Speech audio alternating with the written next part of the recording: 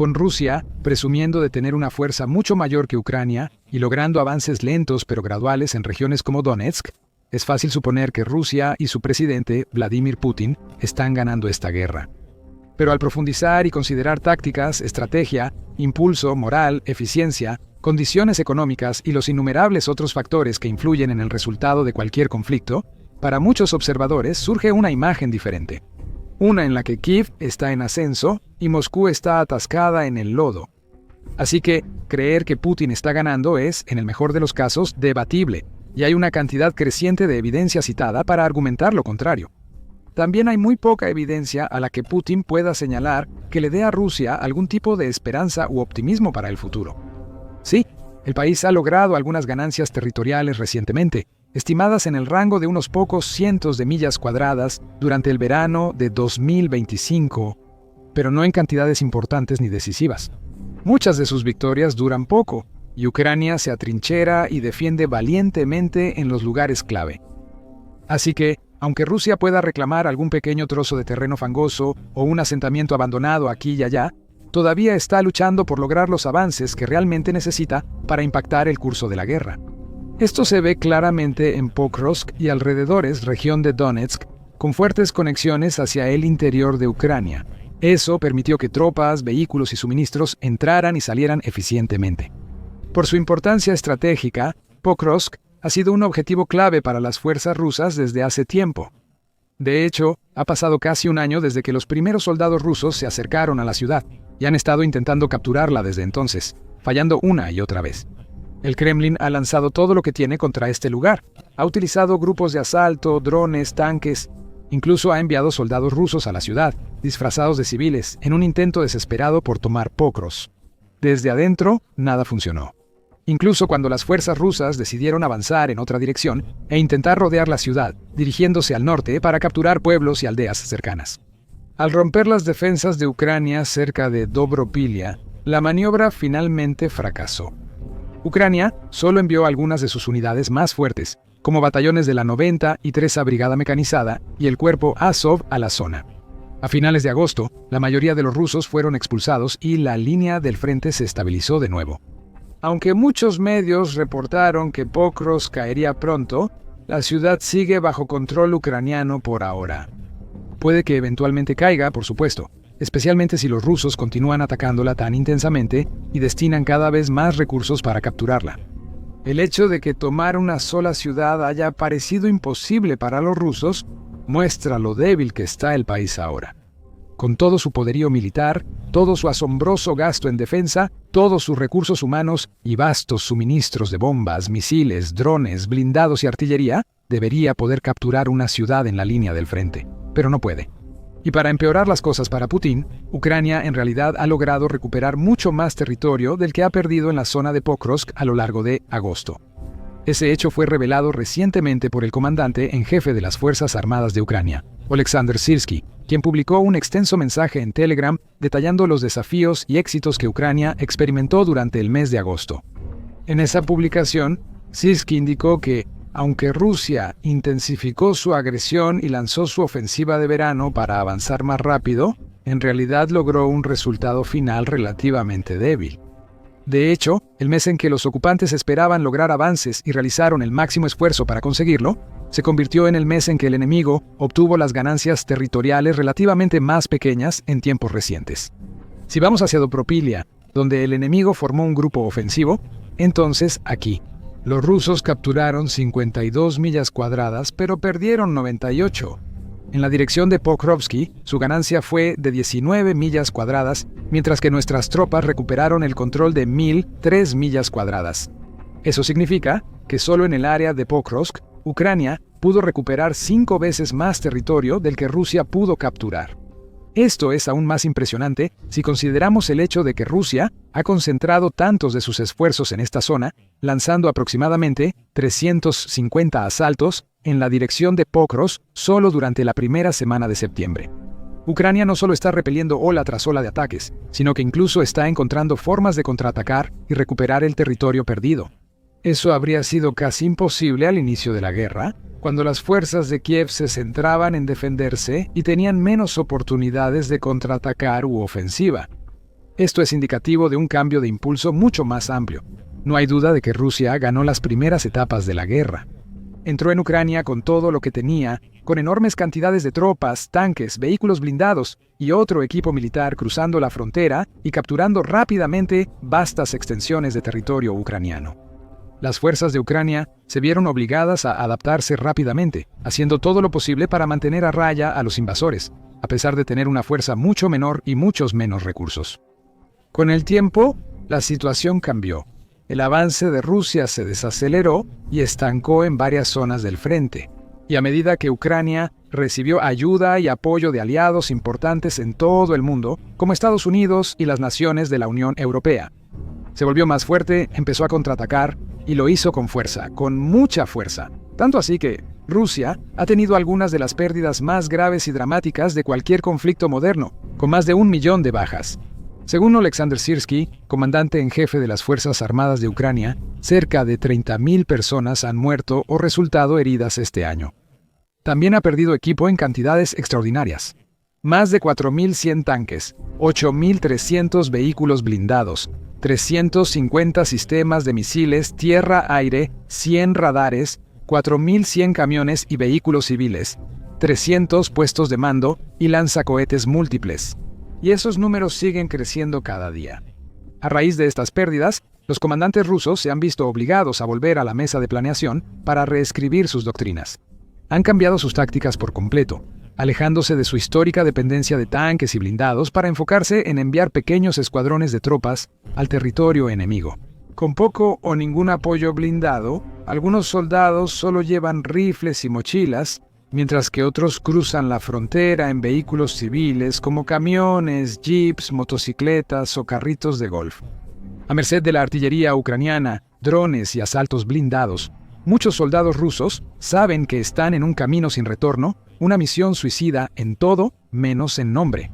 Ven a sus compañeros ser lanzados a la picadora de carne y saben que ellos serán los siguientes, obligados a seguir órdenes imprudentes de los que están en el poder, tratados como carne de cañón y forzados a sacrificar sus vidas por una causa cada vez más confusa. Es comprensible que la moral haya sufrido mucho.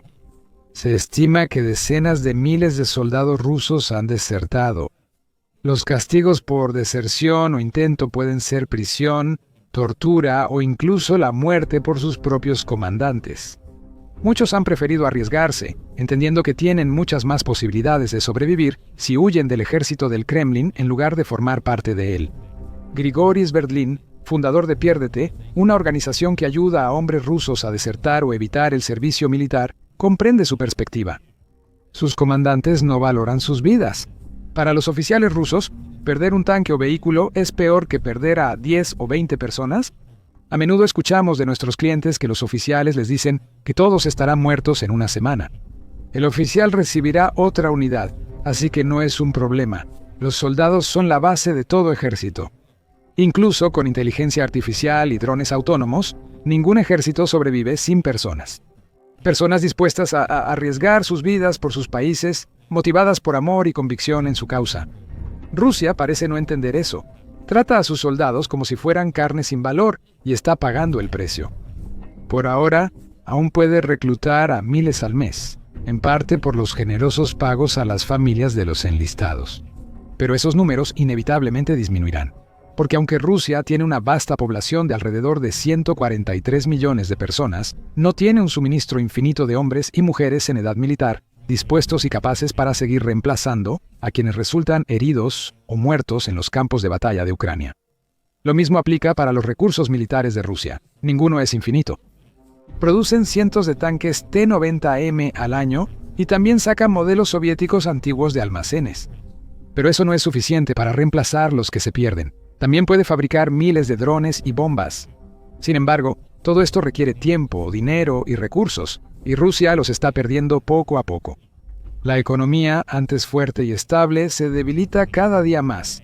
El gasto imprudente, la corrupción y el desperdicio han provocado una fuerte caída del Fondo Nacional de Riqueza de Rusia. Los bancos principales enfrentan dificultades por incumplimientos de préstamos. Los precios de los productos cotidianos se están disparando, se avecina una recesión y el impacto de las sanciones occidentales está consumiendo poco a poco la riqueza y los activos del Kremlin. Y con su ejército fracasando y las finanzas de su país colapsando, Putin se está volviendo cada vez más desesperado, errático y asustado. Esto se nota en sus acciones recientes, como la purga de generales rusos, ministros y altos funcionarios. Aliándose con el Servicio Federal de Seguridad, la única agencia en la que Putin parece tener verdadera confianza. El presidente ruso ha lanzado una llamada campaña contra la corrupción, removiendo de manera contundente a numerosas personas de sus puestos de poder, desviando la culpa de los continuos fracasos de Rusia hacia cualquier chivo expiatorio que pueda encontrar, obligando a algunos a renunciar, encarcelando a otros y posiblemente teniendo una mano indirecta en que algunos incluso sean asesinados o se suiciden. Putin también se ha visto obligado a recortar el gasto militar de su país a partir de 2026, lo cual debe saber que afectará negativamente sus posibilidades de ganar la guerra. Incluso cuando ordenó una ofensiva total de verano, buscaba ganar terreno y proyectar poder. Antes de su reunión con el presidente de Estados Unidos, Donald Trump, en agosto, sus fuerzas no lograron obtener ningún avance realmente notable. En resumen, al igual que su ejército, Putin está atascado. Está manteniéndose a flote, sin avanzar y con poca esperanza de algún gran cambio positivo en el futuro. Del lado ucraniano, la historia es completamente diferente. En el último año, especialmente en meses recientes, Kiev ha resurgido como un ave fénix de las cenizas. Ha cosechado muchos éxitos, desde su destacada incursión en Kursk, Rusia, el año pasado, hasta el icónico ataque de la Operación Telaraña en varios aeródromos rusos, el 1 de junio de este año. Ha pasado de enfocarse exclusivamente en la defensa a encontrar formas de contraatacar a Rusia con resultados increíblemente efectivos. Todo esto se resume en una palabra: estrategia. A veces Rusia ha parecido no tener ninguna estrategia en absoluto, aparte de usar todo contra Ucrania y esperar que sea suficiente para desgastarlos. El Kremlin ha priorizado la fuerza bruta, asumiendo que su ejército más grande y su vasto conjunto de recursos serían suficientes para abrumar a Ucrania y allanar el camino hacia la victoria. Incluso sufriendo grandes pérdidas, mantuvo esta táctica, mostrando poca flexibilidad o previsión. Ucrania, sin embargo, se ha adaptado y ha ajustado su estrategia con el tiempo, identificando objetivos y encontrando formas de cumplirlos repetidamente. Observó que Rusia empezó a usar drones y ataques aéreos con creciente efectividad. Encontró formas de defenderse con defensas aéreas innovadoras y apoyo aliado, y comenzó a dominar su propia guerra con drones. Desarrolló drones propios y los ha usado con gran efecto. Más famoso aún en la Operación Telaraña, pero también en docenas de otros ataques impactantes en territorio ruso y en sus territorios ocupados. Rusia ataca con drones escuelas, viviendas y hospitales, mientras que Ucrania actúa con más honor y táctica. Se toma el tiempo para identificar los objetivos que más le importan a Rusia, aquellos que valen más dinero, y desempeñan papeles clave para mantener la maquinaria de guerra del Kremlin. Objetivos como radares, sistemas de defensa aérea, aeródromos, aeronaves, refinerías, oleoductos, plantas, almacenes, entre otros. Con planificación cuidadosa y ejecución impecable, las Fuerzas Armadas de Ucrania realizan ataques sorpresa a estos objetivos cada vez con más frecuencia, dejando a Rusia grandes costos de reparación o reconstrucción, a veces de millones o miles de millones de dólares. Estos ataques debilitan más la economía del Kremlin, complicando cada vez más la vida de Putin y sus comandantes. Como señala Scott Harper, director ejecutivo de la Fundación Defensa de la Libertad, en un artículo para el Kiev Post, Ucrania no dirige misiles y drones a edificios de departamentos como Rusia. Ucrania está librando una guerra moral y no está atacando a civiles. Cada dron, misil o bomba se dirige a formaciones de tropas, puestos de mando, almacenes de armas o partes de la cadena logística. Lo increíble es que funciona. La inflación destruye la economía rusa. Las regiones no consiguen gasolina y los ferrocarriles no llevan comida, agua ni municiones al frente. Generales y coroneles están muriendo en sus puestos. Hemos visto un aumento de incendios en refinerías en los últimos meses. Esto no va a detenerse, va a aumentar. Harper tiene toda la razón. Los ataques de Ucrania están funcionando, están causando caos en las filas rusas y llevando problemas directamente al escritorio de Putin en el Kremlin. Las fuerzas rusas, ya agotadas y sufriendo física y emocionalmente, ahora están teniendo dificultades para conseguir los suministros que necesitan. Hasta los comandantes militares pierden la voluntad de luchar y se retiran más en territorio ruso. Incendios y explosiones se escuchan regularmente, cortesía de los drones y ataques con misiles de Ucrania. ¿Y hablando de misiles? Ucrania también ha mejorado enormemente su capacidad de ataques de largo alcance en tiempos recientes, presentando toda una serie de nuevas y emocionantes armas para usar en sus próximos ataques. Armas como el Long Neptune, una versión modificada del conocido misil antibuque Neptune, que ahora alcanza 620 millas. El SAPSAN es el primer misil balístico de alta velocidad de Ucrania, con un alcance de hasta 310 millas y velocidad máxima de más de 3.000 millas por hora, 4 veces la velocidad del sonido. Ucrania incluso ha presentado su misil Flamingo, que según se dice es capaz de alcanzar objetivos a una asombrosa distancia de 1.800 millas. Y Kiev está aumentando sus instalaciones de producción para poder fabricar este tipo de misiles en las cantidades necesarias para causar un daño importante y que cambie el rumbo del juego a Rusia. Como explicó Harper, Ucrania está innovando y fabricando más rápido. Ha superado la marca de fabricar más del 50% de su armamento y seguirá aumentando ese número. Esto significa que Ucrania está volviéndose poco a poco, pero de manera segura, menos dependiente de sus aliados occidentales para recibir apoyo. Aún requiere armas y apoyo de países como Estados Unidos, Reino Unido y Alemania. Ahora es más capaz de fabricar y usar sus propios armamentos para luchar contra Rusia. También destacan otras innovaciones ucranianas recientes, como inteligencia artificial, torretas centinela y muros futuristas de estática. Pueden enviar enjambres de drones que caen inofensivos al suelo y crear blindaje especializado para sus tanques y vehículos, volviéndolos más resistentes a los ataques de drones rusos. Harper resume bien la situación. Ucrania está ganando porque está degradando activamente las capacidades rusas para hacer la guerra, mientras que sus propias capacidades están creciendo.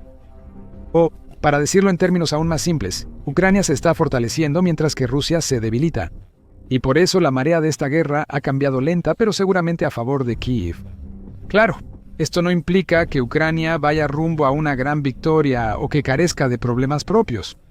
El país se enfrenta a una crisis de personal al buscar suficientes soldados para desplegar en los territorios disputados del frente. Ucrania ha enfrentado y aún enfrenta muchos desafíos y adversidades, incluida la resistencia. Bombardeos nocturnos, que a menudo involucran cientos de drones y misiles rusos, lanzados contra pueblos y ciudades en todo el país. Kiev ha visto morir a innumerables soldados y civiles, y se ha visto obligada a presenciar la destrucción de hogares, hospitales, escuelas y monumentos. Partes de su historia, herencia y cultura han sido borradas en un abrir y cerrar de ojos por los despiadados ataques rusos. Pero frente a una adversidad abrumadora, este país ha logrado mantenerse extraordinariamente fuerte. Su gente ha demostrado una resiliencia y fortaleza notables, y continúan demostrando esto día tras día. Su liderazgo ha tomado el control de una situación casi imposible, y su ejército ha respondido a la agresión despiadada de Rusia.